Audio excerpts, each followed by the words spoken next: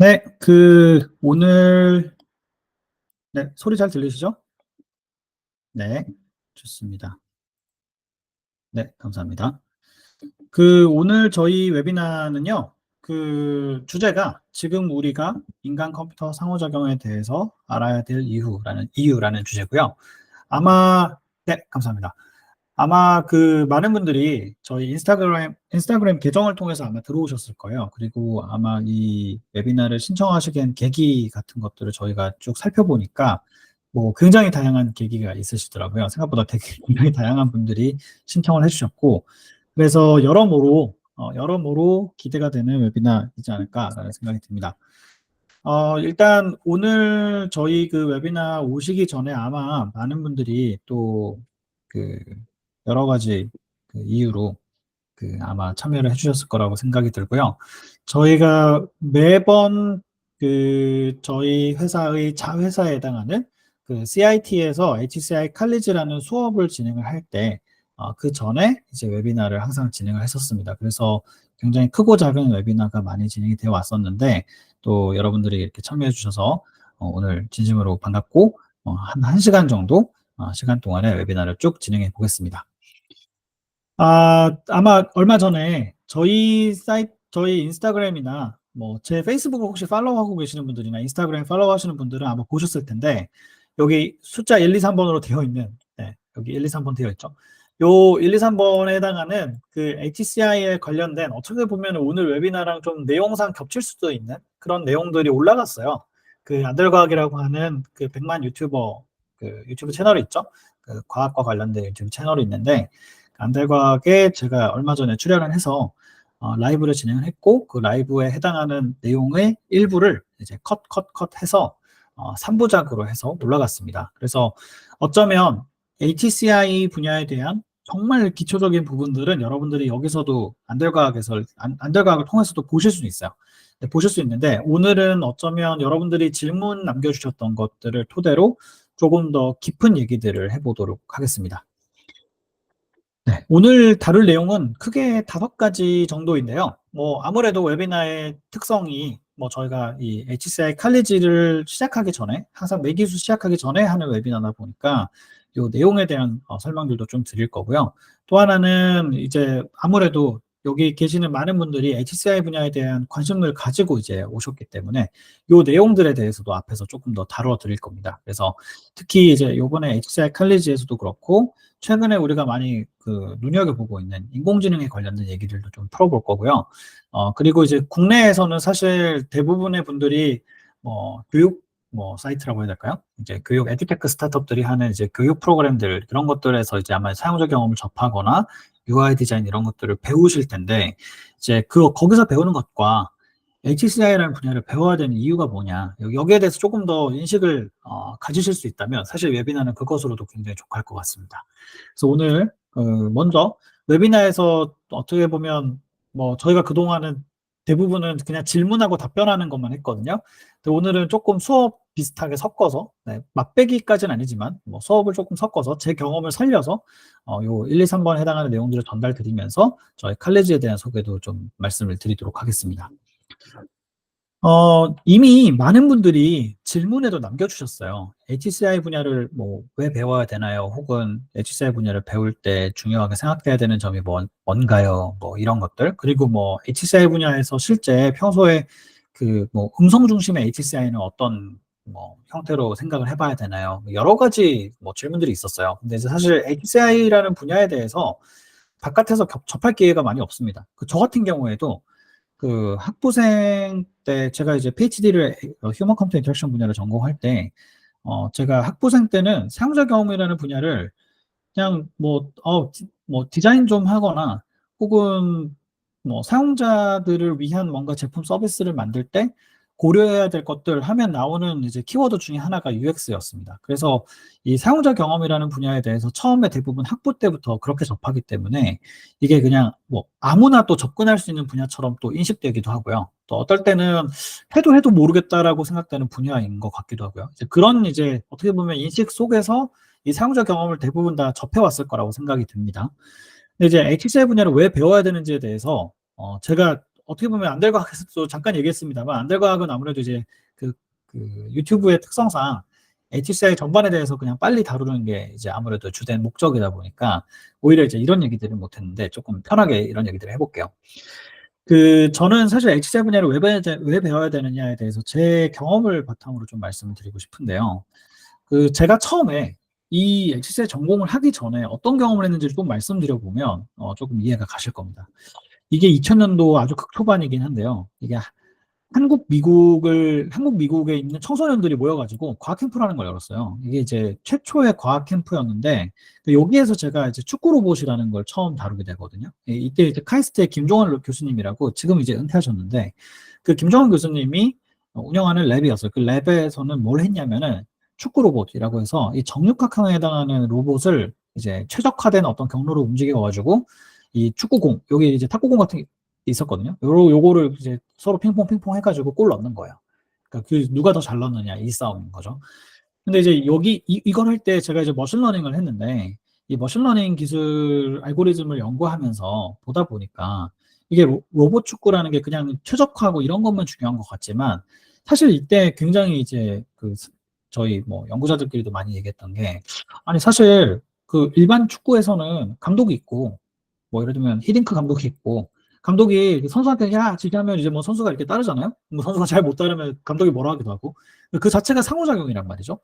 그런데 이제 우리가 로봇을 다룰 때는 사실 대부분 잘 생각해 보시면 그냥 로봇이 알아서 자동으로 이렇게 행동하고 뭐 뭔가 목적을 수행하고 목적에 해당하는 결과값을 도출하기 위해서 노력하고 이런 쪽으로만 생각을 해요.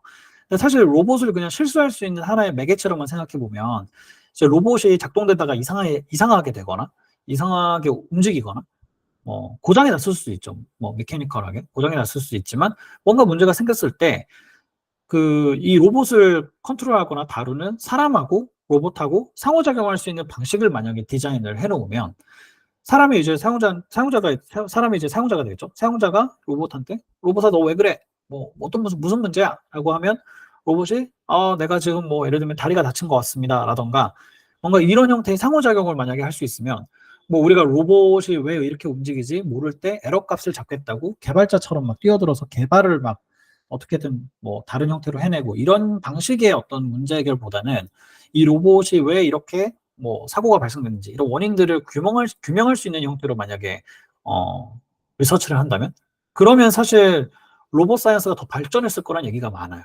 그러니까 그 얘기는 뭐냐면 제가 이제 이 경험을 하면서 로봇과 상호작용하는 방식에 있어서도 사실은 고민이 많이 필요하구나. 그 고민을 잘 하게 되면 어쩌면 우리가 그냥 개발, 뭐 디자인 이렇게 그냥 접근해서 문제 해결하는 것보다는 조금 더 원론적인 문제 해결 방식을 이 상호작용을 통해서 접근해 볼 수도 있겠구나. 라는 생각을 하는 거죠. 그래서 예를 들면 이미 이제 최근에 뭐 자동차 같은 것들 보면 자율주행차 같은 것들 보면 자율주행이어서가 아니라 이미 이제 그 자동차의 전장 시스템 같은 것들이 다 전자화돼 있다 보니까 예를 들면 알아서 이제 오류를 잡아주죠. 그래서 자동차에서 예를 들면 뭐 어디 바퀴에 공기 압력이 빠졌습니다. 지금 운행을 하는데 큰 문제는 없지만 이왕이면 뭐 어디 가셔서 뭐 공기압을 넣어주시면 좋을 것 같아요. 이런 상호작용을 자동차가 시도를 하죠. 사용자한테. 그 사용자한테 뭔가 제안을 해주는 거예요. 이런 형태의 뭐 고장이 생겼는데 이거는 어디 센터 가서 공기압을 넣으면 됩니다. 이런 얘기들을 해주는 거죠. 사실 우리가 지금 이걸 되게 경험을 당연하게 받아들이지만 제가 이제 이런 로봇 축구나 이런 것들을 경험했던 2000년도 초반, 그러니까 벌써 20년이 넘었죠. 25년 정도 전에는 그런 게 당연하지 않았어요. 그냥 고장나면 왜 고장났지? 왜 안 움직이지? 뭐 왜 제가 절로 가지? 잘 몰랐어요. 상호작용 자체를 시도할 생각 안 했던 거죠. 그래서 이 상호작용이라는 부분을 만약에 디자인하게 되면 어떨까라는 생각을 전 처음에 하게 됐고요. 사실 제가 이것보다 더 임팩트 있는 저한테 HCI 분야를 왜 전공해야 되느냐라고 했었을 때 저한테 임팩트가 있었던 경험은 사실은 이제 스타트업 창업하면서 경험을 했었던 건데 이게 이제 2000년도 초중반쯤에 제가 스타트업하고 엑시트했던 경험이 있었는데 이게 이제 뭐였냐면 이 당시에 이제 스타트업을 제가 했었을 때 제 그 스타트업 주제가 그 스타트업이 했던 이제 프로덕이 뭐였냐면 웹 호스팅 서비스였어요. 쉽게 얘기하면. 근데 이제 웹 호스팅 서비스라 그러면 여러분들이 이제 웹 호스팅이라는 용어 자체를 생소하게 느끼실 거예요. 그냥 뭐 카페24 뭐 이런 거 생각하시고 대부분은 뭐 이제 예를 들면 카페24 이런 것도 필요 없지. 뭐 예를 들면 노코드 툴 같은 거, 웹플로우나 이런 거 쓰면 그냥 호스팅이 따라오는 경우들이 많으니까요. 그래서 이제 웹 호스팅이라는 용어 자체가 어색할 정도인데 옛날에는 예를 들면 제가 개인 웹사이트를 열려면 뭐 서버라는 걸 써야 되잖아요. 그러면 이제 이 서버라는 거를 쓰기 위해서 웹 호스팅 서비스를 가입을 하고 썼어요. 근데 제가 경험했던 어떤 페인 포인트에서 출발한 스타트업이었는데 이게 이제 서버 신청을 하면 게시판에 신청을 하거든요, 대부분. 게시판에 이렇게 글을 남겨요. 서버 관리자님, 뭐 저 누군데 뭐 몇 용량으로 어느 정도 트래픽을 발생시킬 건데 이 정도 되는 뭐 공간에 해당하는 그 호스팅 서비스를 받고 싶습니다. 이렇게 해서 이제 결제하고 글을 올리면 그러면 이제 게시판에서 결제해 주세요 해서 결제 제가 하면 그러면 확인이 되면 서버 관리자가 셋업이라는 걸 해요. 그 셋업을 새벽에 뭐 4시나 5시 이럴 때 이제 서버를 잘 안 쓰는 시간에 해가지고 게시판에 이제 서버 세팅이 완료됐습니다. 아이디는 뭐고 임시 비번이 뭡니다. 비밀번호 로그인한 다음에 바꿔주세요 하고 사용하라고 한단 말이죠. 이 과정이 보통 뭐 짧게는 1일인데 많게는 거의 한 3일 가까이 걸려요. 그러니까 엄청 오래 걸려요. 그래서 제가 이제 그런 불편함을 느껴가지고, 주변에 보니까 웹 호스팅 서비스 가지고, 뭐, 이렇게 웹사이트 만들고 이런 거 엄청 흔한데, 요즘으로 따지면 뭐, 블로그 만들고 이런 것들 뭐, 사실 회원가입만 하면 바로 만들 수 있잖아요. 근데 예전에는 그렇지가 않으니까 사람들이 이거를, 신청을 하면 이렇게 바로 사용할 수 있게끔 이 과정을 좀 단순화시켜야겠다 해서 저는 이제 이 당시에 자동화죠. 자동화 프로세스를 이걸 한 번에 이제 자동화 프로세스를 밟는 형태로 시스템을 만들었어요. 그래서 지금은 되게 당연한 얘기인데요. 지금 예를 들면 뭐 내가 어떤 사스에서 뭔가 선택을 하면 제가 쓰는 사스에 로그인해서 결제만 딱 붙이면 결제만 딱 하면 바로 그 사스에 뭐 특정한 스펙에 해당하는 사스 공간이 열리죠. 그래서 제가 예를 들면 뭐 200메가에 해당하는 뭔가를 쓰겠다라고 선택해서 그냥 결제만 하면 200메가 바로 열려요. 그 용량만큼을 제가 그냥 사스에서 바로 쓸 수가 있어요. 옛날에는 그걸 다 자동화시키지 못했거든요. 근데 예전에 이제 그걸 자동화하는 프로세스를 만들었어요. 그래서 이게 사실은 저희 스타트업이 사용자 경험 측면에서 굉장히 좋은 평가를 받아서 굉장히 빠르게 성장을 했고요. 그래서 저희가 이제 빠르게 M&A를 시켜서 엑시트했던 경험이 있습니다. 그래서 제가 이제 이걸 경험하면서 이 당시만 해도 이게 중반이니까 피처폰 나올 때거든요. 아이폰 나오기 전이에요. 그래서 사용자 경험이라는 분야에 대한 뭐 이해도 없었고 UX라는 용어가 우리나라에 들어온 지가 그렇게 오래되지 않아서 UX라는 용어도 사실은 아는 사람만 아는 용어였어요. 근데 이때 제가 이게 뭔진 모르겠지만 저도 이제 이때는 서버 개발을 했으니까요. 좋은 UX라는 그러니까 좋은 사용자 경험, 그래서 사용자 경험을 용어를 안 썼으니까 사용자들한테 뭔가 이렇게 와우 할 만한 경험을 제공해 주면 되는구나라는 생각을 어렴풋이 했어요. 이 당시에. 그러고 다음에 만들면 정말 사람들한테 어떻게 하면 그 경험을 좋게 만들지? 여기에 대한 연구나 고민을 좀 해봐야겠다라는 생각을 하게 됐었고, 그게 사실은 HCI 전공하는 데 굉장히 큰 영향을 미쳤습니다. 그리고 사실은 제일 끝으로는 제가 이제 저희 이게 피처폰 기획하던 시절인데, 이 피처폰을 기획할 때가 언제냐면 이게 레이트 이렇게 돼 있으니까. 그러니까 2000년대 후반이니까 사실은 아이폰 나올 때요, 한창. 이제 아이폰 나오기 직전이거나 나올 때였어요. 이때 이제 이런 이제 그 잡아서 피지컬하게 밑에 부분을 잡아서 이렇게 돌리면 뭐 SOS 기능 나가고 뭐 이런 피처폰들 옛날에 좀 비슷한 것들 기억나시죠? 그런 이제 피처폰들을 쓰던 시기였어요. 이 당시가. 이때 이제 피처폰 기획을 했는데 이때 피처폰 기획을 할 때 어떤 식으로 기획을 했냐면 그냥 기획한 게 아니라 이게 하필 또 청소년 대상으로 피처폰 기획하는 거여가지고 제가 이때 이미 청소년이 아니었거든요. 그러니까 이제 청소년들의 마음을 몰라. 그래서 이제 청소년들의 마음을 알아봐야겠어. 해서 사용자 대상으로 뭔가 사전 리서치하거나 인사이트 발굴하는 것 이런 것들을 이제 데이터를 가지고 분석을 해봤었어요. 근데 재밌었던 거는 이 당시에 이 당시에는 당연히 또 제가 HCI 쪽을 아직 모르던 때였으니까 이때 제가 경험했던 게 뭐였냐면 이게 리서치를 해보니까 내가 원래 머릿속에 생각했던 거랑 다르네. 그러니까 쉽게 얘기하면 사용자들이 내가 생각하는 것과 다르게 행동하네. 그리고 다르게 생각하네. 라는 부분들을 확실하게 인지할 수 있었고 두 번째는 이때 리서치를 여러 번 했는데 같은 질문을 조금 뉘앙스를 다르게 전달했던 적도 있었어요. 그런데 그렇게 할 때마다 대답이 달라지는 거예요. 그러니까 바꿔 얘기하면 나는 별 생각 없이 질문을 던졌는데 사실은 알고 보니까 이 질문이라는 게 굉장히 중요하구나. 질문을 잘 디자인하지 못하면 이상한 답변을 얻게 되고 이상한 데이터를 가지고 내가 이런 피처폰을 기획하게 될 수도 있겠구나 라는 생각을 한 겁니다. 그래서 제가 이제 이런 경험들을 하면서 어쩌면 이제 앞에서 뭐 로보틱스 분야에서의 경험이라던가 또 스타트업 창업에서의 경험들 또 이런 이제 그 실무 레벨에서의 경험들을 가지고 이게 사용자 경험, 이때는 이제 사용자 경험이라는 거 알죠. 사용자 경험이라는 분야를 제대로 이해하려면 이게 저는 이제 컴퓨터 사이언스를 했지만 컴퓨터 사이언스뿐만 아니라 사실은 사용자에 대한 이해를 한다는 건 곧 휴먼에 대한 이해가 필요하고 그러려면 어떤 형태의 학문 분야를 전공해야 될까 혹은 이제 이걸 조금 더 전문성 있게 들여다봐야겠다라고 생각해서 사용자 경험에 관련된 유관 분야를 찾다가 HCI라는 분야가 이제 딱 저한테 이제 등장을 한 겁니다. 그래서 제가 바로 PhD 하기로 하고 이제 현업했던 것들 다 접고 HCI 분야를 전공하게 된 거예요. 그래서 사실 저희가 이제 HCI 분야를 왜 여러분들이 배워야 되냐라고 하면 여기 계시는 분들이 UI 디자이너도 있고 사용자 경험 디자이너도 있고 UX 디자이너, UI 디자이너 혹은 뭐 프로덕트 디자이너, 프로덕트 오너, PM, 뭐 개발자, 뭐 창업하시는 분도 있고 여러 가지 다양한 이제 직군에 계신 분들이 오셨는데 이분들한테 제가 공히 말씀드릴 수 있는 건 이건 있습니다. HCI라는 분야를 학문적으로 꼭 내가 학문을 수학을 해야 된다. 석사나 박사를 하지 않더라도 이 분야에 대한 이해가 없으면 사용자 중심으로 뭔가 문제 해결하는 지점에 있어서 굉장히 어려움을 많이 겪으실 거고 보나마나 그리고 현업에서 제가 수많은 분들을 제가 자문하고 있지만 시니어 분들조차도 내가 하고 있는 게 맞는지 모르겠다. 계속해서 이제 하고 있는 게 맞는지 모르겠다는 생각을 하시게 돼요. 그러면서 이제 학업 고민하고 이런 그 시나리오로 대부분 가거든요. 거의 10중이면 9.5가 다 그렇게 가요. 왜냐? 펀더멘탈하게 내가 가지고 있는 지식이 없기 때문에요.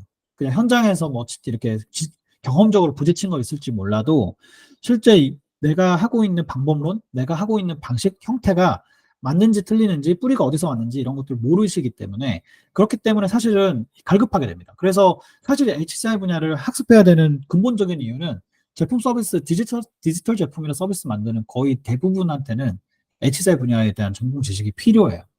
필요한데 사실 여러분들 잘 모르고 그냥 현업에 가고 있어요. 그래서 사실 HCI 분야를 꼭 배워야 된다라는 말씀을 드리는 거고요. 사실 더 중요한 건 뭐냐면 제가 아마 이제 저의 백그라운드를 조금 찾아보신 분들은 이미 보셔서 아실 텐데 저는 이제 스타트업 투자자로 이미 한 2, 3년 정도를 일을 하고 있는데 사실은 산업 변화에 따라서 그 개개인들이 관심을 갖고 있는 것들도 변화를 많이 합니다. 예를 들면 뭐 되게 역사적인 얘기 같지만 증기기관일 때는 이것들 이거 할 때는 다 온통 여기에 관심 많았고요, 사람들이. 이런 뭐 산업혁명 이런 거 할 때는 여기에 관심 많았고요. 근데 이제 우리가 ATC나 UX를 관심 가지고 있거나 지금 1세대 분들은 대부분 다 요때 이후에요. 요때 이후에 컴퓨터 사이언스 분야가 이제 태동하면서 그러면서 이제 컴퓨터가 원래는 군사 목적으로 쓰이다가 점차 개인 레벨로 넘어오면서 이게 사용자 경험이 되게 중요하구나라는 얘기를 하고 뭐 디자인 쪽에서는 유니버셜 디자인 얘기하고요. 또 여러분들이 잘 알고 계시는 알고 있다고 믿고 있는 정확히는 알고 있다고 믿고 있는 UX 디자인이 이퀄 그냥 GUI 디자인처럼 해석되고 있는 그것도 사실은 이 지점에서는 그게 맞는 얘기이기도 했습니다. 그런데 이제 지금 보면 인공지능부터 시작해서 여러 가지 산업적 패러다임이 변하고 있잖아요. 사실 저 같은 경우에도 아까 제가 피처폰 얘기를 했습니다만 저는 사실 제가 이렇게 제 소개할 때 이렇게 말씀드리거든요. 저는 스타트업을 퍼스널 컴퓨터 보급돼가지고 처음으로 인터넷이라는 걸 제대로 쓸 때, 뭐 요즘으로 따지면 웹 1.0, 웹 2.0, 요 사이쯤에 제가 창업해서 엑시트했고요. 그리고 제가 현업에서 또 사용자 경험이나 HCI 분야에서 수학을 해야겠다고 확신을 갖게 된 게 스마트폰 시대가 열리면서 사용자 경험에 대한 중요성이 커지면서였다라고 얘기를 했거든요. 그러니까 저는 이미 패러다임을 한번 2번 변화를 겪은 거죠. 그런데 제가 지금 최근에 느끼는 거는 앞으로는 지능이 굉장히 중요해질 거다. 근데 여기서 말하는 지능이라는 게 사람의 지능도 물론 중요하지만 그만큼이나 중요한 게 컴퓨터 지능이 굉장히 기하급수적으로 증가하기 때문에 그 컴퓨터 지능을 대응할 만한 사람들이 상호작용하는 방식, 형태 같은 것들이 굉장히 혁신적으로 바뀔 건데 여기에서 예를 들면 제품 서비스 지금 현재 만들고 있는 기획자, 디자이너, 개발자가 그냥 지금 원래 만들던 방식대로 만들면 여러분들 예를 들어서 지금 당장 창업한다 그러면 10중 10은 다 앱 만든다고 난리인데 사실은 앱이 없어질 수도 있거든요. 저는 이제 그거에 대해서 말을 많이 얘기하는데 앱이 없어질 거라는 생각을 추호도 못 하고 있어요. 아무도 안 해요. 근데 앱은 없어질 겁니다.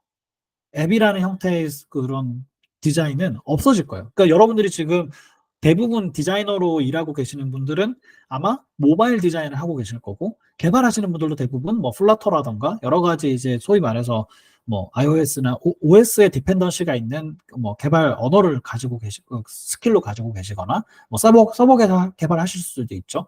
그런 쪽을 하고 계실 텐데 다 필요 없어지는 순간이 온다는 거예요. 근데 이게 다 필요 없어진다는 게 개발자 롤이 사라지거나 디자이너 롤이 사라지는 게 아니라 기존의 모바일 앱이라는 형태가 사라질 거기 때문에 모바일 앱 디자인이 필요 없어지는 거예요. 옛날에 제가 PC 시절에 웹 호스팅 서비스 할 때 웹 디자이너가 되게 유행했던 것처럼 웹 디자이너 지금 구하려면 어렵거든요. 오히려 역설적이게도 최근에 사스 프로덕트 만드는 스타트업들이 대부분 다 웹 디자이너를 구하는데 웹 디자인을 제대로 해본 디자이너가 최근에 없어가지고 역설적이게도 PC 퍼스널 컴퓨터 베이스의 디자이너를 구하기가 어려워요. 그리고 모바일 디자인은 굉장히 쉬워요, 지금. 근데 재밌는 거는 모바일 디자인 제가 지금 사라진다고 얘기했잖아요.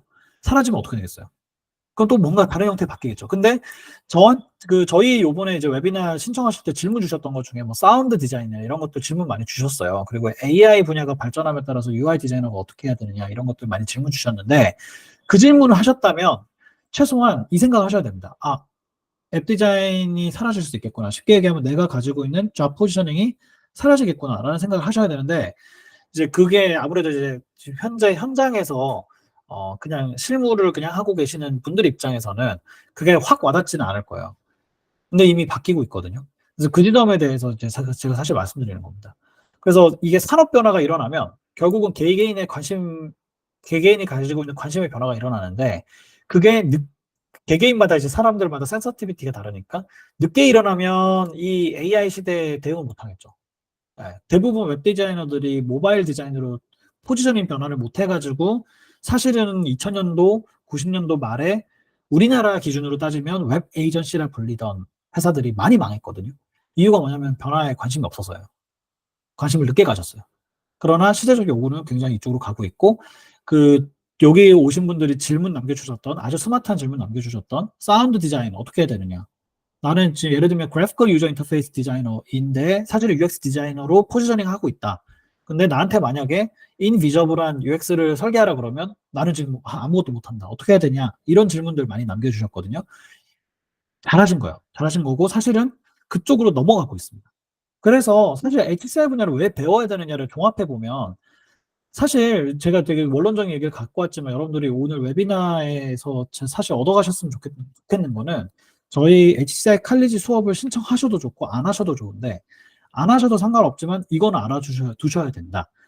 뭐냐라고 하면 제가 아까 말씀드렸던 것처럼 사실은 기술 자체가 중요한 게 아니고요. 예를 들면 AI가 나왔어. 그러면 내가 지금 당장 AI 뭐 미드전이나 이런 걸 활용해서 디자인할 때 업무 효율도를 높여야겠다. 당장 업무 효율도 측면에서는 그걸 스킬로 배우는 게 중요할 수 있지만 사실 더 중요한 건 미드저니도 영원하지 않을 거고요. 제너레이티브 AI도 지금처럼 각광받지 않을 거예요. 오히려 각광은 덜 받을 거고 점점 저희가 쓰고 있는 툴이나 컴퓨팅 디바이스 안에 그냥 접목이 될 거예요. 그러면 그렇게 되면 사실 디자이너가 해야 되는 역할이 프로덕티비티를 올리는 거에만 있느냐? 그렇지는 않을 겁니다.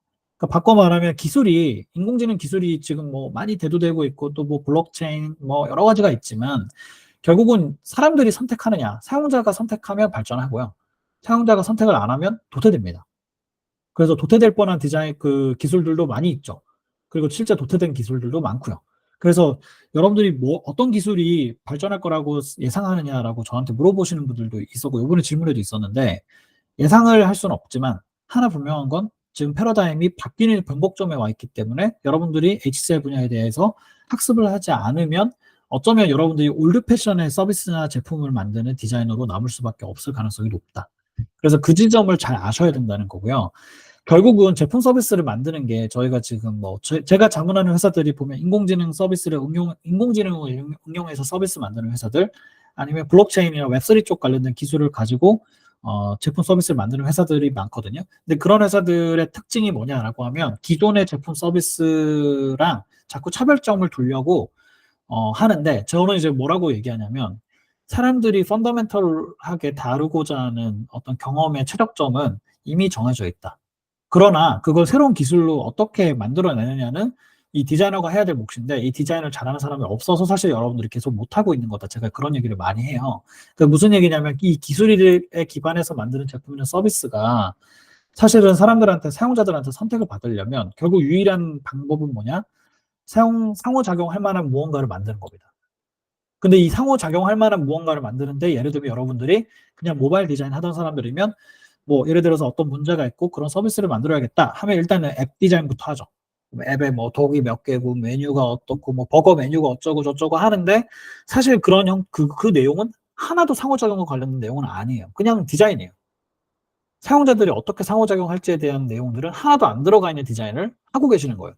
그리고 사실 지금 뭐 최근에 메타버스나 AI 뭐 이런 관련된 기술들이 계속 이슈라이징 됐다가 사라지는 것 같지만 결국 걔네가 앞으로 미래가 될 텐데 그 미래로 가는 데 있어서의 상호작용 디자인이나 그런 부분들을 앞에서 경험할 수 없잖아요. 여러분들이 이제 예를 들면 직장인으로 살아가는 데 있어서는 그런 디자인을 현재 제품 서비스에서는 경험할 수 없기 때문에 사실 H사의 분야에 대한 이해도가 높으면 그리고 여기에 대한 학습을 해놓으면 사실 여러분들이 나중에 기술적으로 정말 패러다임이 확 바뀌어서 현실에서 뭔가 바뀌는 형태의 제품 서비스가 계속 나올 때 거기에 좌 포지셔닝을 할 수 있느냐 없느냐가 H사의 분야를 배웠느냐 안 배웠느냐로 결정이 납니다.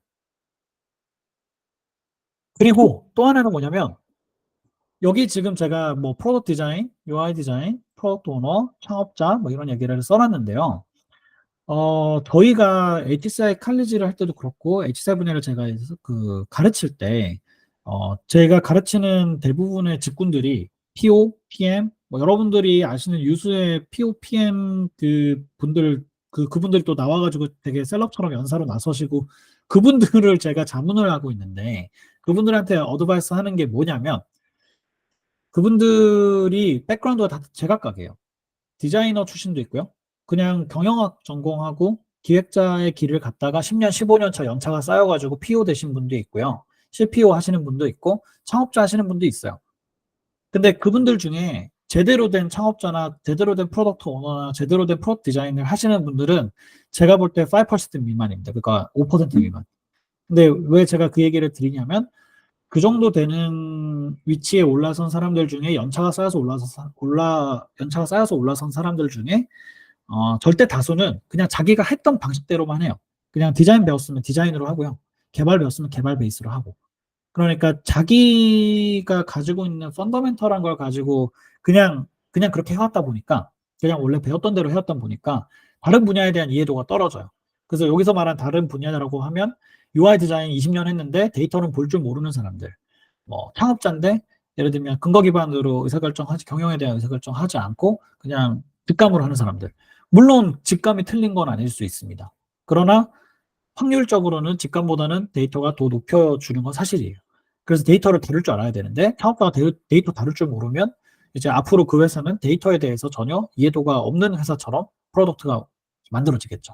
그래서 저는 무슨 얘기를 하고 싶냐면 결국 사용자가 겪는 문제를 해결하는 게 우리가 해야 될 일인데 그 문제가 사실은 디지털 제품이나 서비스 때문이기도 하고요. 뭐 제가 안델과학에서 예시로 들었던 뭐 키오스크 같은 것들 디지털화 되어 있지만 전혀 유저들한테 프렌들리하지 않죠. 그래서 유저들이 뭐 저 같은 경우에도 그렇고 디지털 키오스크 가면 키오스크를 보고 이렇게 멍 때리면서 이렇게 보죠. 멍 때리면서 어디를 선택해야 되지 이러면서 하면서 터치하죠. 뭐 카페마다 키오스크 다 메뉴 다 다르니까. 그러니까 이제 그런 것들이 디지털 문제이기도 하고요. 또 하나는 디지털이 아니라 예를 들면 디지털이 없었기 때문에 혹은 디지털이 아니었기 때문에 생기는 문제들도 있습니다. 근데 이제 그런 문제들을 그런 사용자들이 겪는 다양한 문제들을 해결하는 건데 뭐 아마 잠재 사용자겠죠? 프로덕트가 없으면 사용자가 아닐 테니까.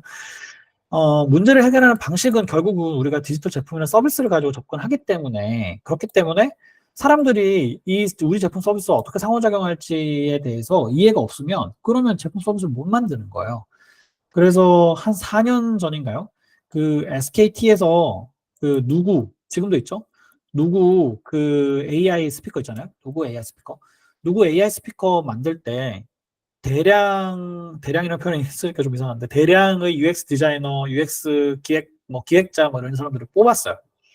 뽑았다가 그 사람들 지금 거의 다 나갔어요. 왜냐하면 뽑아놨더니 다 모바일 디자인 했던 사람들, 그 다음에 그냥 순수 디자인 했던 사람들, 그 다음에 그냥 순수하게 그 모바일 기반의 프로덕트 기획을 했던 사람들이 온 거예요.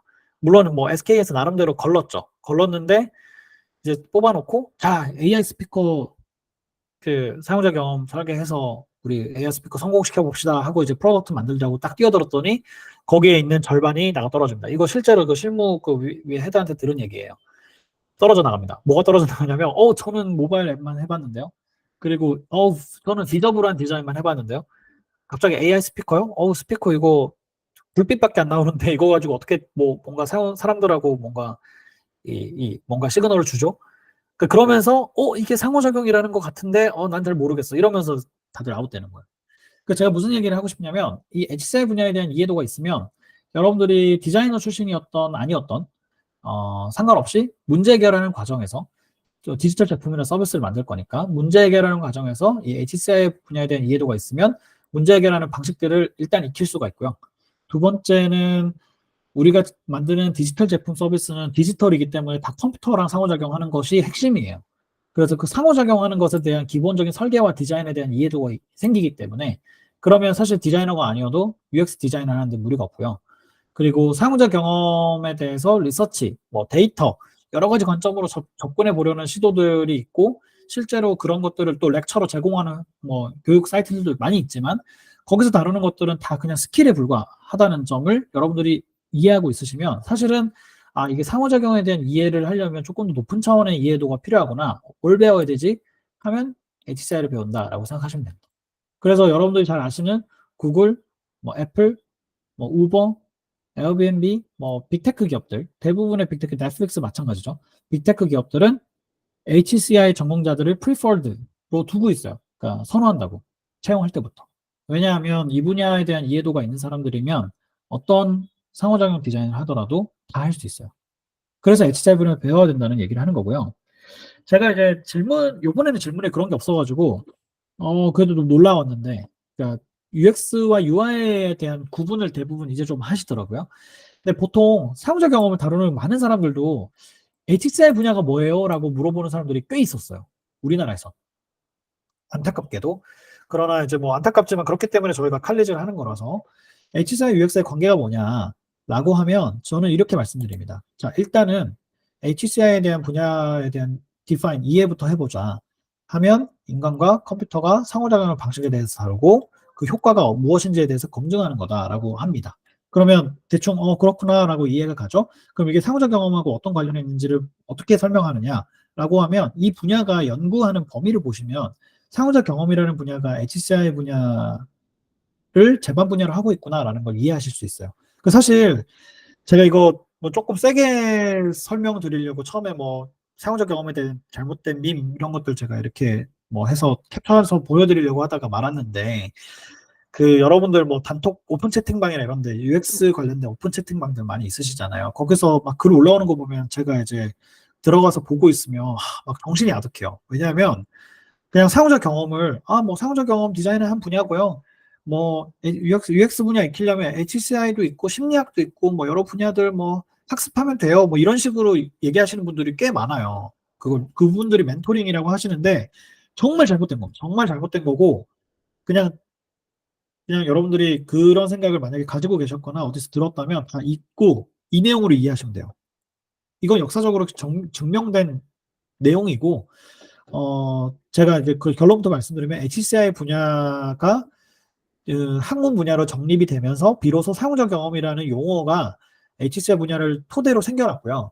그걸 도널드 너먼이라는 여러분들이 잘 알고 계시는 경험 디자이너가 설명을 해준 거고 그걸 애플에서 프로덕트로 증명해 보이면서 HCI 분야와 상호작 경험이라는 분야가 같이 커갔습니다. 그래서 그렇게 보시면 되는데 HCI 분야를 어떻게 보시면 되냐면 기본적으로 제가 이거는 안델과학에서도 다뤘던 내용인데 잠깐 짧게 다뤄보면 HCI 분야는 기본적으로 이렇게 돼 있어요. 세 가지의 주제로 나눕니다. 여러분들이 대부분 UI 디자인 하면 많이 다루는 게 인터페이스, 유저 인터페이스 디자인을 하고 계시죠. 인터페이스를 다루는 거고요. 이 인터페이스를 이해하고 있으면 이 인터페이스 디자인이라는 건 도구입니다. 그래서 여러분들이 사실은 도구를 만들고 있는 거예요. 여러분들이 앱의 디자인을 한다. 앱을 가지고 상호작용하고자 하는 사람들한테 도구를 제공하는 거예요. 인터페이스라는 도구를 제공하는 거고요. 그리고 거기에서 실제 이 상호작용이라는 거 하는 거. 예를 들면 구매를 결정하는 거. 뭐 예를 들면 뭐가 있을까요? 뭐 심리적인 안정감을 하기 위해서 명상을 하기 위해서 앱을 켜서 상호작용한다. 이런 거 상호작용. 이런 것들은 우리가 눈에 보이지 않지만 사용자들이 어떻게 행동할 거다라는 기대를 갖고 우리 제품 서비스를 만들죠. 그러면 그 제품 서비스를 만들 때는 반드시 사용자들한테 어떤 행동을 의도하게 되어 있습니다. 그래서 그런 것들이 인터랙션이라는 분야에서 연구를 하고요. 또 하나는 우리가 정보를 전달해서 사람들한테 뭔가 목표를 달성하게끔 하거나 혹은 지적인 수준을 높여주거나 뭐 저희가 예를 들면 HCI 칼리지를 디지털 이런 뭐 환경 안에서 전달을 한다 그러면 그 정보를 전달하는 방식이 디지털 방식이잖아요. 그럼 이걸 가지고 정보를 풍부하게 전달해서 사람들한테 HCI 분야를 이해시키게끔 돕죠. 이제 이런 과정들이 인포메이션이라는 분야에서 진행합니다. 그래서 여러분들이 뭐 예전에 뭐 관심이 있으셨던 분들은 인포메이션 사이언스, 뭐 인포메틱스 뭐 이런 표현으로 들어보셨을 거예요. 이게 다 여기에 해당해요. 그리고 인터랙션 디자이너 하면 이런 것들에 해당하고요. 인터페이스 디자이너 하면 여기에 해당하죠. 그래서 HCI라는 분야 연구 분야 자체가 곧 여러분들이 다루고 있는 UX의 요소 연구 분야를 가지고 있습니다. 그리고 이 내용은 이제 아마 여러분들이 못 보셨을 내용들도 좀 있으실 텐데 기본적으로 여러분들이 다루는 만약에 GUI 디자이너다. 대부분 UI 디자이너 분들이 많으시니까 UI 디자이너 분들은 사용자들이 접하는 가장 짧은 순간을 디자인합니다. 그러니까 뭐 버튼 한번 누르는 거 이런 거 굉장히 짧죠. 1초만 뭐예요? 0.5초 누르잖아요. 그러니까 사용자들이 접한 시간이 굉장히 짧아요. 그래서 그런 형태의 사용자 경험을 설계한다라고 표현하시는 분들은 여기만 설계한 걸 얘기한 겁니다. 사실은 이쪽도 있는데 원래 제품 서비스는 모든 게 인포메이션이 있고 인터랙션이 있고 인터페이스가 있거든요. 그런데 예를 들면 여러분들이 인터페이스 디자인만 해놓고 사용자 경험을 다뤘다 그러면 사실은 3분의 1만 다룬 거예요. 사실 여러분들이 이것도 다룰 수 있어야 되고 이것도 다룰 수 있어야 됩니다. 왜냐하면 사용자가 접하는 시간에 관련이 있는 건데 사실은 여러분들이 제품 서비스를 만드는 이유는 사람들한테 정보를 잘 전달하기 위해서요. 그 정보를 전달한다는 건 뭐냐면 사람들이 그 정보가 마음에 들고 유용하면 계속 그 제품 서비스를 쓰겠죠. 여러분들이 카톡을 쓰는 이유는 다른 사람들로부터 대화라는 정보를 계속해서 받아들이고 그게 좋다라고 느끼기 때문에 계속 쓰다 보니까 그냥 계속 쓰는 거죠. 그러니까 카카오톡을 사용하는 경험 자체는 굉장히 긴 거죠. 그러나 여러분들이 예를 들어서 지금 당장 누군가한테 문자를 하나 보냈을 때 문자 보내는 버튼 하나 누르는 거. 그거 굉장히 짧은 경험이죠. 그거는 버튼 디자인에 의해서 이루어지죠. 그래서 제가 말씀드리고 싶은 게 뭐냐면 사용자 경험이라는 거는 사실 짧을 수도 있고요. 길 수도 있는데 누적적으로 보면은 누적을 시키는 형태로 보면은 긴 쪽으로 갈수록 사용자 경험 디자인하기가 되게 어려워져요. 그러니까 정보를 어떻게 하면 사람들 유용하게 만들 거냐 이건 되게 어려운 일이고요. 짧게 뭐 예를 들면 결제를 빨리 편하게 만들어가지고 하는 거 이런 것들은 상대적으로 쉬워요. 그래서 대부분의 UX 디자이너들이 능력치가 여기에 있습니다. 여기에 몰빵돼 있어요. 그러니까 UI 디자이너의 직군에 있는 쪽에 몰빵돼 있어요. 근데 여러분들 아마 스타트업도 가시고 뭐 회사에 따라서 예를 들면 여러분들한테 기획력을 요구하거나 혹은 사용자들이 이거 어떻게 해야 할 것 같아 뭐 예를 들면 데이터로 분석해와 뭐 이런 이제 뭐 니즈를 그 역할을 부여받을 수도 있고 그런 요구를 받았을 때 여러분들이 그거는 제 비즈니스가 아닌데요 라고 얘기할 수 있잖아요. 근데 사실 그건 틀린 얘기입니다.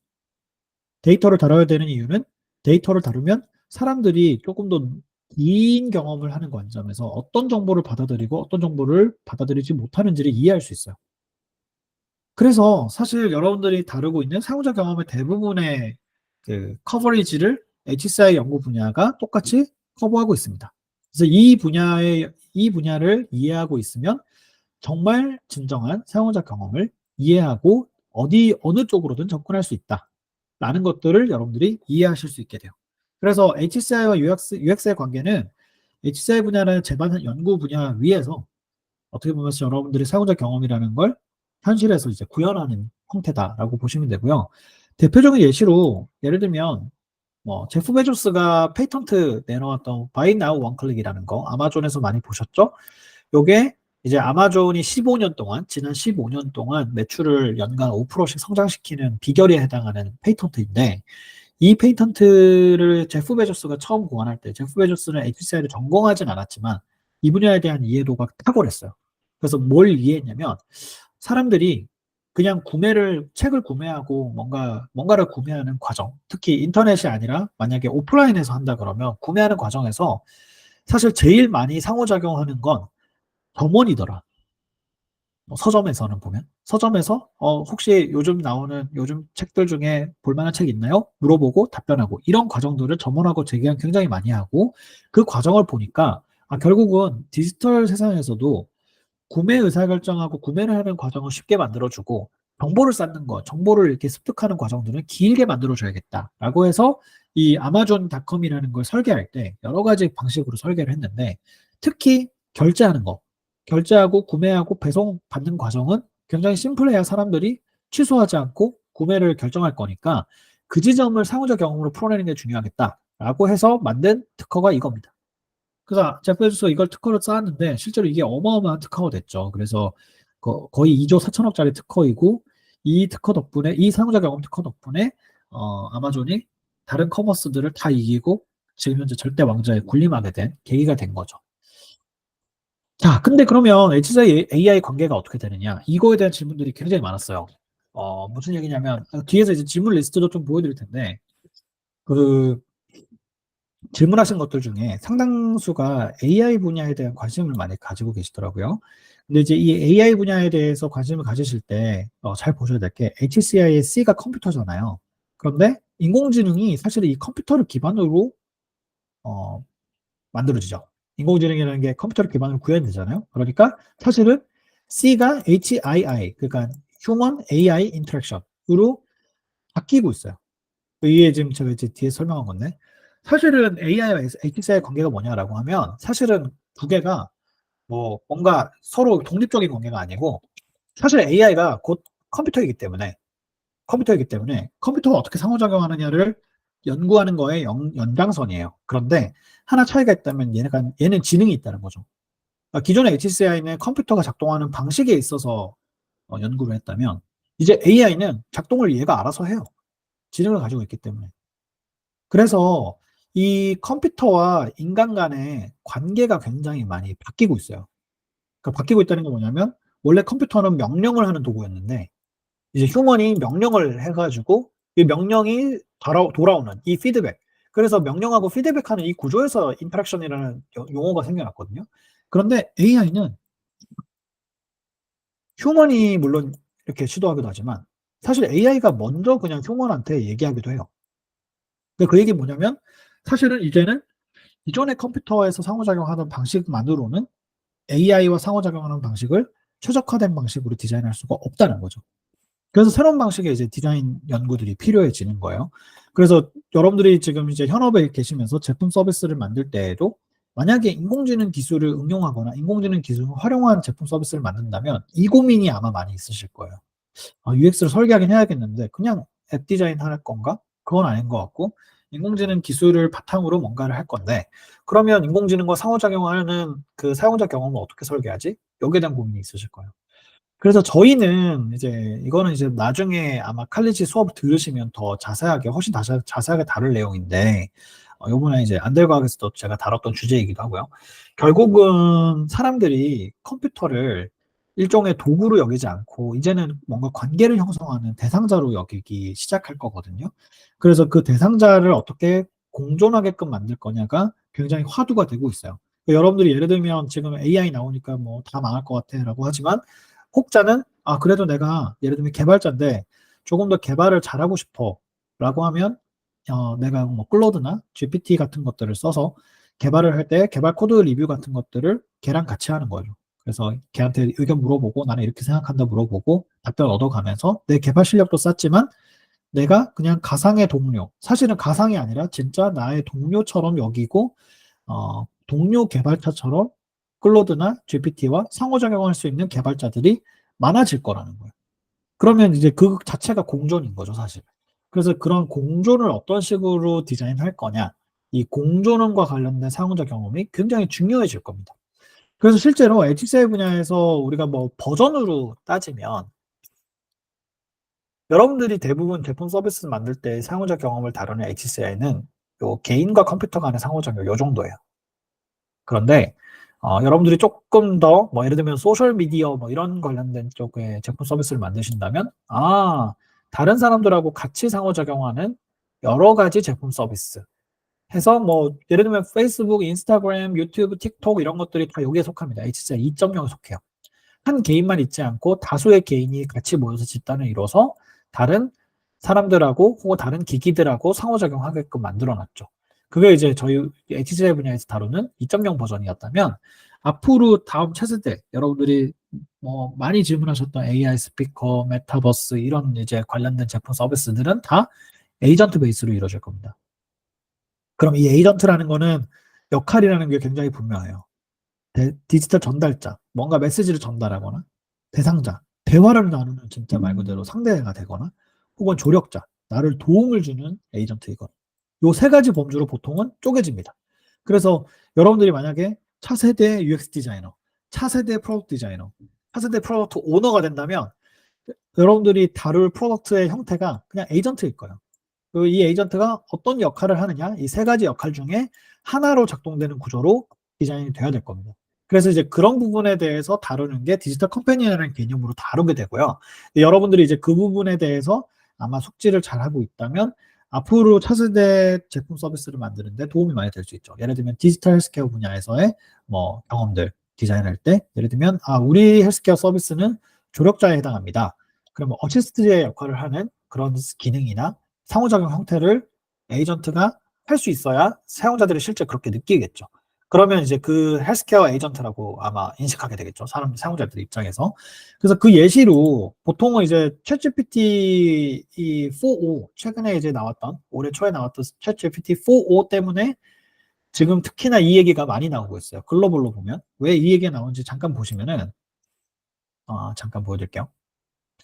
이게 이제 잠깐 플레이 해보시면 보신 분들도 있으실까요? Whoops, I got too excited. I'm ready when you are.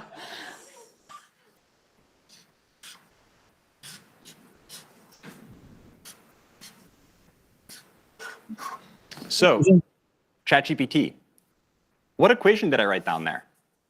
I see it now. You wrote down 3x plus 1 equals 4. Yep, Let's work- exactly. Okay. So what's the first step I should take to try to solve this? 그냥 The 보여주면 first step is to get all the terms with 얘가 x 인식을 on one 해버리죠. side and the constants on the other side. 쉽게 얘기하면 So what do you think we should do with that plus 1? 이해하시죠? Okay, I'm going to try to subtract 1 from both sides, and then I'll see what I get. Great idea. Perfect. Now, what do you get when you subtract 1 from both sides? 네, 시간상 넘어갈게요.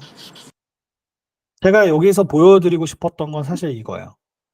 그러니까 여러분들이 제품 서비스를 예를 들면 지금 뭐 수학 관련된 AI 회사들, 스타트업들 꽤 있는데 전 세계적으로도 보면 꽤 있는데 그런 스타트업들이 이제 GPT-4 나오고 굉장히 위기감을 많이 느꼈던 것 중에 하나가 대부분 뭐 인공지능 기반으로 뭘 합니다 이렇게 어필은 했지만 사실 이 정도 수준은 아니었거든요. 그러니까 바꿔 얘기하면 뭐냐면 우리가 제품 서비스를 디자인할 때 예를 들면 원래 기존의 방식은 수학 문제를 푸는 예를 들어서 앱 서비스를 만들 거야. 그럼 수학 문제를 풀 때 앱 서비스를 디자인하는 데 있어서 중요한 게 뭐냐면 사용자가 숫자를 넣으면 공식에 맞게 계산이 잘 돼서 계산 결과가 나오고 거기에 대해서 설명을 달아줘야 돼. 이런 소위 말해서 유저가 경험할 수 있는 정보의 플로우를 UX 디자이너나 UI 디자이너가 그려줬어야 됐어요. 근데 이제 그릴 필요가 없어요. 디자이너가 그 역할을 할 필요가 없어요. 그냥 AI가 다 해버려요. 그래서 사실은 뭐가 더 중요하냐면 지금 보시면은 GPT-4도 사실은 되게 어색한 방식이긴 해요. 예를 들면 핸드폰을 저렇게 들고 보여주는 걸 내가 좀 불편하게 이렇게 하면서 또 내가 글로 써가면서 해야 되잖아요. 이거보다는 좀 더 나은 방식이겠죠. 그러니까 좀 더 나은 방식이라기보다는 완전히 새로운 형태의 인터페이스나 인터랙션 방식이 필요할 수 있겠죠. 거기에 대한 고민이 지금 더 중요해졌어요. 그래서 어떻게 하면 컴퓨터랑 상호작용을 조금 더 편하게 혹은 조금 더 쉽게 혹은 관계를 충분히 형성할 수 있게끔 라포를 형성할 수 있는 형태로 대화를 나누듯이 상호작용을 하게끔 만들 거냐. 여기에 대한 고민들이 오히려 UX 디자이너들한테 훨씬 더 요구되고 있죠. 근데 여러분들 지금 이제 들으시는 분들이 아마 나는 그런 디자이너인 거 생각해 보시면 아마 안 그런 분들이 더 많을 거예요. 왜냐하면 기존의 방식은 유저 전이 그려서 유저가 이렇게 하고 저렇게 하고 저렇게 하고 저렇게 해서 이렇게 했어요 라는 경험의 전체 결과물을 전이로 정리하는 거에 익숙하실 텐데 사실 전이가 필요 없어졌다니까요. 이렇게 해버리면. 그래서 저희가 이제 엑셀 칼리지에서도 주로 다루는 내용이 뭐냐면 기존에 그냥 사용성을 좋게 만드는 뭐 UI 디자인, 방법론, 뭐 캡, 뭐 A/B 테스트하는 거 다 필요 없습니다. 그런 거 다 무의미하고요. A/B 테스트도 사실 그냥 HCI 분야에서 실험 방법론에서 나온 소위 말해서 그냥 A, B안 놓고 실험에서 더 나은 거를 숫자로 그냥 표현해주는 그걸 가지고 그냥 근거라고 생각하고 설명하는 그런 형태의 방법론인데 A/B 테스트도 사실 문제가 많거든요. A/B 테스트를 해가지고 결과를 해서 거기에 맞는 그 결과에 맞게 프로덕트 디자인을 했더니 실제로는 그렇지가 않더라. 뭐 이런 사례들 엄청 많이 있잖아요. 이유가 뭐냐면 그냥 실험을 해서 데이터로만 뽑아내서 그 데이터 가지고 의사결정하면 틀리는 경우가 많습니다. 그렇게 하기보다는 왜 사용자들이 이런 경험을 해야 되는지에 대해서 근본적으로 이해하고 거기에 맞는 실험 구성을 짜서 그게 A/B 테스트가 아니라 A/B/C 테스트일 수도 있고요. A/B/C/D 형태로 2x2 형태의 실험일 수도 있어요. 그런 복잡한 실험을 현업에서 해본 적 없는 분들이 워낙 많다 보니까 그걸 그냥 A/B 테스트라고 쉽게 풀어가지고 해버리니까 그냥 맹목적으로 A/B 테스트만 하고 있는 거예요. 그걸 막 강의로 풀고 있고 이런 게 문제인데 예를 들면 GPT-4에서 지금 현재 이런 상호작용하는 방식에 있어서 문제의식을 만약에 여러분들이 가지고 있다면 그럼 훌륭한 디자이너입니다. 감각적으로. 왜냐하면 뭔진 모르겠지만 문제 있다는 걸 지각했다는 건 이게 유저의 전이뿐만 아니라 유저가 어떻게 상호작용하는지에 대해서 고민하고 계시다는 뜻이거든요. 그래서 그 지점을 사실은 HCI 칼리지에서 저희는 가르치려고 하고 관련된 이제 수업들도 그렇게 해나가고 있어요. 그래서 보시면은 넘어갈게요. 그래서 사실 이걸 헬스케어 분야 같은 데서도 사실 많이 다룹니다. 저희가 특히 많이 다루는데 어떤 부분을 다루느냐? 그럼 예를 들면 AI 가지고 뭔가 제품 서비스로 만들어서 상호작용하는 것들 중에서 최근에 특히 이제 미국에서 사례들 중에 실전에 적용되고 있는 실용적으로 적용되고 있는 사례가 뭐가 있느냐라고 하면 버추얼 널스를 많이 말씀드리는데 이게 히포크라틱 AI에서 나온 프로덕트인데요. AI 간호사를 유저인 환자가 선택해요. 그리고 그 환자가 선택한 버추얼 간호사가 사실은 모든 의료진의 중간지대에 있어요. 그래서 중간지대에서 얘가 컨트롤 다 합니다. 환자한테도 뭐 라포를 형성하고 환자랑도 상호작용하고 대화도 나누고 문제가 있으면 환자의 문제들을 전달하는 역할을 합니다. 그러니까 바꿔 말하면 버추얼 널스가 중간자의 역할이라고만 표현하기에는 굉장히 많은 커버리지. 그러니까 예를 들면 멀티플 유저들을 고려해야 됩니다라는 부분들을 그냥 버추얼 널스 하나로 다 처리해버리는 거죠. 그래서 이 사용자 경험 디자인이라는 건 사실 그런 측면에서 어떻게 보면 인공지능 기술이나 이런 에이전트 기반의 어떤 기술로 진화할수록 훨씬 중요해지고 있다라는 것들을 보실 수 있습니다. 자, 그러면 왜 우리가 HCI 칼리지에서 이런 것들을 학습하고 있는지에 대해서 앞에서도 이미 설명을 했는데 사실 저희가 왜 이걸 굳이 웨비나도 하고 뭐 칼리지도 하고 요번에 요번에 웨비나도 저희가 그냥 사실 일주일도 안 된 기간 동안에 받았는데 사실 거의 한 80명 가까이 지원하셔가지고 깜짝 놀랐거든요. 근데 이제 왜 이걸 이렇게 보시느냐라고 한다면 이제 휴먼의 동반자로서 아까 디지털 컴패니언이라는 개념으로 HCI 분야를 학습하고 상호작 경험에 대해서 이해도를 높이는 방향으로 이제 학습을 하는 게 중요하다는 걸 이제 많은 분들이 알고 계시기 때문인데 이걸 하려면 5가지 원칙을 우리가 보통 학습을 해야 되는데 요거에 대해서 잠깐만 말씀드리면 보통 AI 기술이나 차세대 디지털 제품이나 서비스들은 수용성이 굉장히 중요합니다. 예를 들면 GPT 같은 것들 보면 이미 구글 검색을 GPT가 이겨버리고 있죠. 어떤 측면에서 이기느냐? 성능 측면에서 이기는 게 아니라 상호적 경험 측면에서 이기고 있어요. 그러니까 사람들이 뭔가를 질문하고 답변을 얻는 과정에서 어떤 답변을 최종적으로 나의 정보로 수용할 거냐. 아까 인포메이션이라는 측면에서 보면 GPT를 이미 사람들이 많이 수용하고 있습니다. 그러니까 구글 검색을 못 믿는다는 거죠. 오히려. 그래서 이제 그런 측면에서 이 GPT의 어떤 이 수용성이라는 예시를 하나만 놓고 보더라도 인공지능 기술이냐 아니냐와 관계없이 차세대 기술을 수용하고 받아들이는 데 있어서 이 수용성이라는 게 상호적 경험을 결정짓는 데 굉장히 중요한 요소 중에 하나다라는 점들을 볼 수 있고요. 두 번째로 관계성인데 이거 예시를 왜 이걸 들고 왔냐면 여러분들 아마 뉴스 좀 관심 있게 보신 분들은 이거 아실 거예요. 스탠포드의 한국인 그 박사과정이 이 NPC 인터랙션이라는 주제를 가지고 이 제너레이티브 AI들, 그러니까 NPC들만 들어가 있는 메타버스 환경을 만들어서 얘네를 그냥 소위 말해서 플레이 버튼 눌러놓고 얘네가 어떻게 행동하는지 본 거예요. 그랬는데 캐릭터들끼리 파티도 열고 사귀기도 하고 잠도 자고 양치도 하고 그런 행위들을 그냥 하더라는 거죠. 근데 놀라운 사실은 양치를 해라, 뭐 예를 들면 파티를 열어라 이런 것들을 이걸 개발한 이 메타버스 환경을 구현한 HCI 연구자가 코딩을 하지 않았다는 거예요. 그냥 이 월드의 룰만 정해준 거죠. 그래도 돌아가더라. 그러니까 바꿔 얘기하면 이게 그만큼 굉장히 중요한 의미를 가지는 게 사용자들과 컴퓨터 간의 상호작용에서의 관계성도 중요하고요. 그리고 컴퓨터들 간의, 에이전트들 간의 관계성도 굉장히 중요한 영향을 미치더라라는 것들을 이 연구 결과에서 볼 수 있어요. 그러니까 여러분들이 UX 디자인을 할 때 예를 들면 페르소나 뭐 이런 것들 많이 하시죠? 다 소용없습니다. 페르소나보다 그냥 이 세계가 굴러가는 거. 뭐 예를 들면 HCI 연구자 혹은 이제 사용자 경험 디자이너라면 우리 프로덕트가 어떤 형태로 유저들이 들어오고 여기에서 상호작용하는 에이전트와는 어떤 형태의 관계를 형성한다. 여기에 대해서 더 디자인을 집중하는 것이 사실은 이러한 관계성을 도모하고 이 관계성을 더 이제 어떻게 보면 붕업하는 중요한 어떻게 보면 계기가 되겠죠. 그래서 이제 이런 관계성 같은 것들을 사실 상호작 경험에서 굉장히 중요하게 다루고요. 또 실제성, 뭐 얼마나 실감 나느냐 뭐 이런 것들이에요. 뭐 저희 수업할 때 다 다룹니다. 창의성 같은 것들, 그리고 통제성 같은 것들. 이런 것들이 사실은 상호작 경험을 다룰 때 굉장히 중요하다는 거죠. 인공지능 분야에서. 그래서 이제 여기에 관련된 HCI 연구 주제를 저희 칼리지에서만 배울 수 있어요. 다른 학교에서 안 가르칩니다. 여러분들이 아마 대학원 진학하려고 보시면 커리큘럼은 없을 거예요. 그리고 미국에서는 있습니다. 우리나라가 없어요.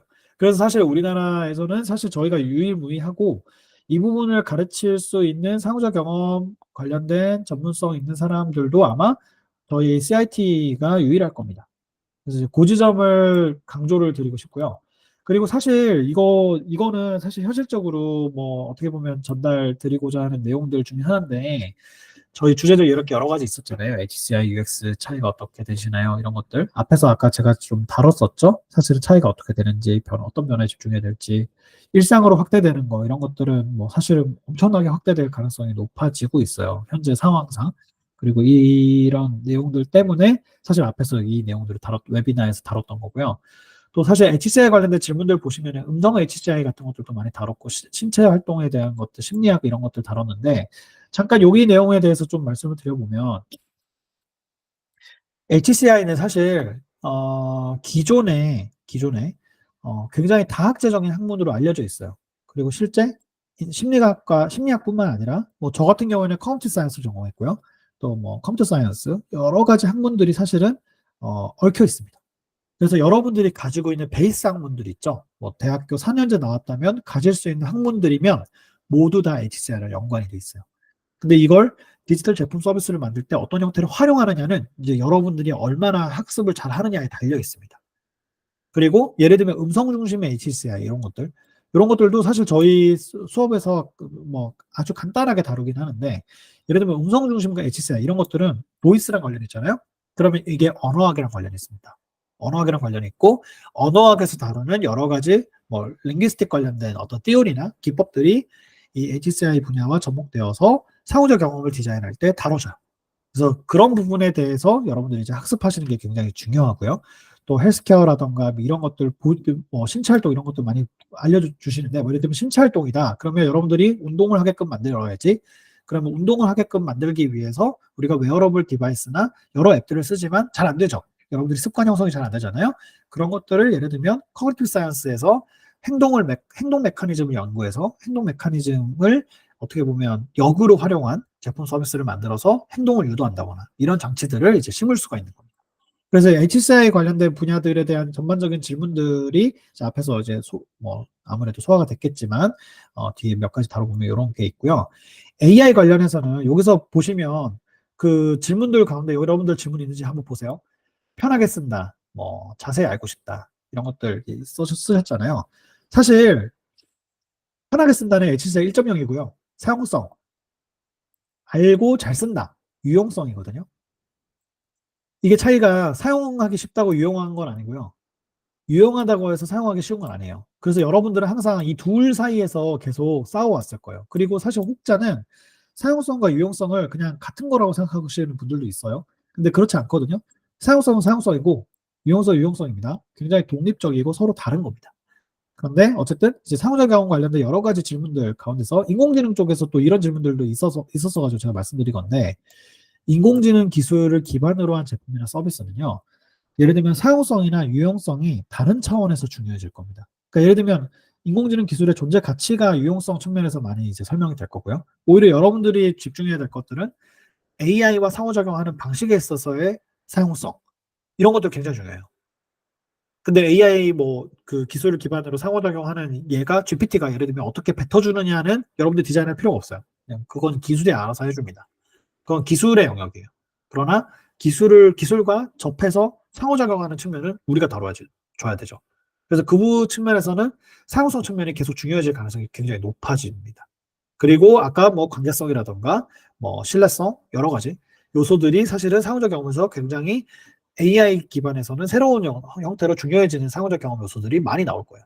그래서 그런 부분들을 여러분들이 눈여겨보셔야 됩니다. 그리고 뭐 칼리지 관련해서는 질문이 있으셨는데, 칼리지는 간단히 말씀드리고 이제 시간이 많이 됐기 때문에 마치도록 할게요. 칼리지는 저희 이제 개론 수업 12주 동안 열리고요. 요번이 6기입니다. 6기이고, 그리고 이 6기 수업 기간 동안에 한 번 빼놓고는 매번 열렸던 수업입니다. HCL 개론 수업이. 그래서 이번에는 개론 수업만, 저희 사정상 개론 수업만 열기로 했고요. 저희 개론 수업에서 이번에는 문제 해결 중심 사용자 경험 디자인인데, 특히 AI와 관련된 쪽에 특화된 그런 형태의 어떤 접근을 많이 할 겁니다. 뭐 물론 이제 AI 이외의 영역들도 많이 다룰 거지만 AI 관련된 접근들도 많이 할 거고요. 특히 이제 문제 해결 중심이니까 문제 정의를 하는 과정, 방식, 형태 같은 것들을 많이 다루려고 합니다. 그리고 뭐 아무래도 여기서 이제 제가 써놨지만, 이 유의미한 상호작용 경험을 디자인하기 위해서 어떤 형태의 프로덕트 기획과 디자인을 해야 되느냐, 이런 형태를 이제 HCR 분야에서 학습할 수 있는 계기가 될 거라고 여러분들께 말씀드릴 수 있을 것 같아요. 그래서 상세 실러버스나 이런 것들은 이미 저희가 뭐 공개는 되어 있고요. 이 상세 실러버스를 보시면은 이제 여러분들이 어떤 것들을 학습하실지가 나옵니다. 그리고 저희가 여기에서 이제 특징적으로 갖고 있는 부분은 앞에 부분을 굉장히 중요하게 저희가 생각하고요. 요걸 바탕으로 이 뒷부분에 팀 프로젝트에서 이제 여러분들이 학습한 것들을 굉장히 많이 이제 다루게 될 겁니다. 그래서 그렇게 이해하시면 되고, 문제 해결 관련된 문제 정의와 문제 해결하기 위해서 문제 정의하고 찾아가는 과정들을 레벨 6 6가지의 어떤 방식으로 나누고 있는데, 여기에 대해서도 집중적으로 다룰 겁니다. 그리고 아까 제가 말씀드렸던 동반자 경험이라는 거, 디지털 제품 서비스에서 동반자 경험을 다루기 위해서 어떤 형태로 다루면 현업에서도 쉽게 다룰 수 있느냐, 거기에 대한 워크숍 같은 것들도 충분히 진행을 할 거고요. 그리고 세분화시켜서 트랙을 인더스트리 트랙과 아카데미 트랙으로 나눠서 여러분들이 예를 들어서 학술적으로 뭔가 페이퍼도 내보고 싶다. 저희가 실제로 페이퍼 낸 팀들도 많이 했거든요. 페이퍼 내보고 싶다라고 하면 페이퍼 내는 트랙으로, 만약에 산업적으로 뭔가 뭐 제품 서비스 만드는 쪽으로 가고 싶다 그러면 인더스트리 트랙으로 나눠서 팀 프로젝트를 진행할 겁니다. 그리고 지난번에 뭐 사기수들 보면은요, 이렇게 이제 뭐 사기수, 오기수들 보면 앞에 사기수 잠깐 볼까요? 사기수들도 이렇게 뭐 다양한 뭐 제품 서비스들 만드는 쪽으로도 접근하고, 또 논문 내기도 하고요. 그런 형태로도 접근했고요. 키오스크, 뭐 생성형 AI, 리마인드 시스템 이런 것들 많이 다뤘었고, 또 5기 때도 사실은 뭐 건강한 알고리즘이나 리마인더, 뭐 여러 가지 뭐 가설 검증으로 풀어내는 이런 메타버스 환경에서 뭐 불안증을 해소하는 그런 어떤 뭐 DTX 유사한 그런 이제 서비스들, 제품들 이런 것들도 많이 디자인했었고요. 그리고 사실 뭐 사기에서 아까 얘기했던 것들 중에 보면은 특히 뭐 이런 도슨트 같은 것들, 이런 것들도 만들었어요. 도슨트 서비스 같은 것들도 만들어서 그걸 실제로 이제 메타버스 환경에 접목해서 그걸 실험으로도 풀어보는 그런 형태의 제품 서비스 같은 것들도 기획하고 실제 프로토타입까지 구현했었습니다. 네, 그리고 뭐 1기 때 잠깐 보시면, 잠깐 점프해서 1기 때 보시면, 1기 때는 제품 서비스를 실제로 창업으로 이제 연결시키는 태클타임 같은 경우는 창업으로 연결된 케이스고요. 또 이런 의료 서비스 경험 디자인 같은 것들도 사실 했었습니다. 그래서 이런 것들은 사실 프로덕트화 시켰던 제품 서비스화 했던 사례들 중에 하나이지요. 그리고 실제 아까 페이퍼 말씀도 드렸는데 논문으로 실제 출판을 하기도 하고요. 네, 이렇게 게재를 여러 가지 했었습니다. 그래서 요번에 그 웨비나 지금 들으신 분도 있고 아마 못 들어오신 분들도 많이 있으신데 웨비나 들어오신 분들한테는 이제 웨비나 후기나 과목 게시물을 인스타그램에 저희가 이제 과목 게시물 올려놓은 게 있거든요. 요걸 이제 공유하시면 할인 쿠폰을 증정해 드립니다. 그럼 그 할인 쿠폰 가지고 결제하시면 아마 10만 원 정도 저렴하게 들어오실 수 있을 것 같고요. 그리고 대학생이나 대학원생일 경우에는 20% 할인을 해드립니다. 스튜던트 20이라는 코드로 하시고 저희한테 이제 그 학생 관련된 증빙 서류를 제출하시면 최종 할인이 승낙돼서 등록비가 결제가 됩니다. 그리고 저희가 이제 매년은 어떻게 보면 하반기라고 말하면 뭐라고 해야 되죠? 연말이죠, 연말. 연말에 항상 이제 칼리지콘이라는 행사를 합니다. 그래서 이렇게 칼리지콘이라고 해서 저희 이제 사용자 경험 쪽에 혹은 HCI 분야 쪽에 이제 저명한 분들하고 같이 이제 어떻게 보면 연말 행사를 하고요.